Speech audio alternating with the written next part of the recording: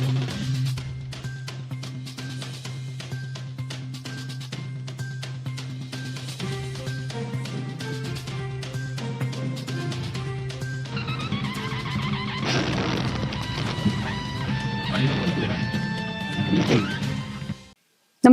आपण पाहता Hirkani news. Hirkani news प्रत्येक क्षण ताज्या घडामोडी आणि महत्त्वाच्या प्रत्येक बातमीसाठी नेहमी तत्पर. ग्रामपंचायतीसाठी जुनी मतदार यादी. कोल्हापूर जिल्ह्यातील 2024-2025 मध्ये मुदत संपलेल्या तसेच 2026 मध्ये मुदत संपणाऱ्या 458 ग्रामपंचायतींसह राज्यातील तब्बल 15,636 ग्रामपंचायतीची सार्वत्रिक निवडणूक SIR प्रक्रियेमुळे लांबणीवर पडण्याची चिन्हे असतानाच आता राज्य निवडणूक आयोगाने मतदार याद्यांचा कार्यक्रम जाहीर केला आहे.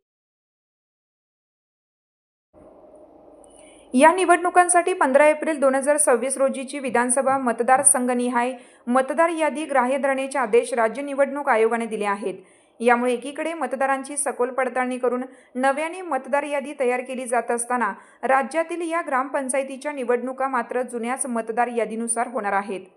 राज्यात सध्या मतदार यादी पडताळणीसाठी SIR प्रक्रिया सुरू आहे. या प्रक्रियेद्वारे मयत, स्थलांतरित, दुबार मतदार वगळले जाणार आहेत. यासह गणना अर्ज भरून न देणारे, आवश्यक पुरावे सादर न करणाऱ्यांचीही नावे मतदार यादीतून रद्द होण्याची शक्यता आहे. यामुळे या प्रक्रियेद्वारे ऑक्टोबर 2026 मध्ये राज्याची नवी मतदार यादी तयार होणार आहे.